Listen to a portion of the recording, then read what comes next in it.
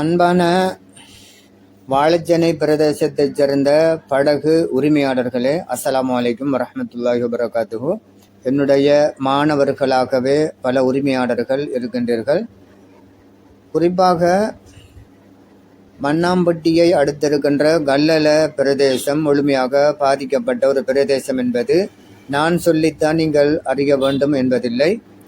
எமக்கு மிக பரிச்சயமான அறிமுகமான ஒரு ஊர் அது. அந்த ஊரிலே இருக்கின்ற பாடசாலை மாணவர்களுடைய பாடசாலை உபகரணங்கள் குறிப்பாக முற்றுமுழுதாக பாதிக்கப்பட்டிருக்கின்றது.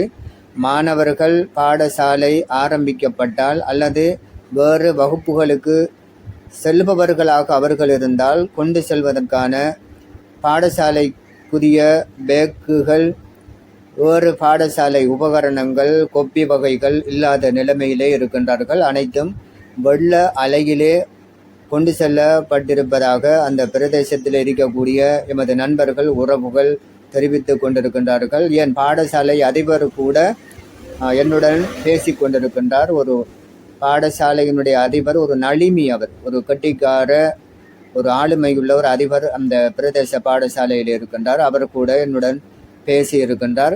எமது கிழக்கு மாகாண கல்வி திணைக்களத்தினூடாக ஒரு உதவியை எடுத்து கொடுக்கலாம் என்று முயற்சி செய்து கொண்டிருந்தோம். ஆனால் அவர்களால் அது தர முடியாது என்று சொல்லிவிட்டார்கள். இந்த சூழ்நிலையிலே அன்பான வாழைச்சேனை பிரதேசத்தில், குறிப்பாக வாழைச்சேனை பிரதேசத்தின் படகு உரிமையாளர்களே, உங்களால் முடிந்தால் அந்த கல்லல பிரதேச மாணவர்களுக்கு ஒரு உதவியினை செய்து கொடுப்பதற்கு முன்வாருங்கள்.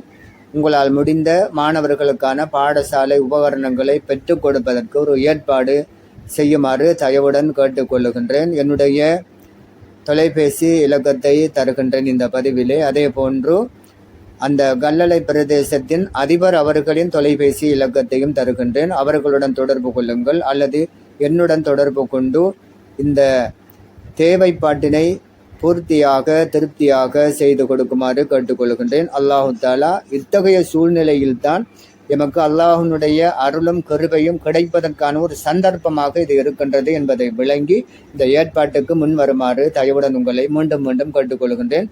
அஸ்ஸலாமு அலைக்கும் வரஹ்மத்துல்லாஹி வபரகாத்துஹு.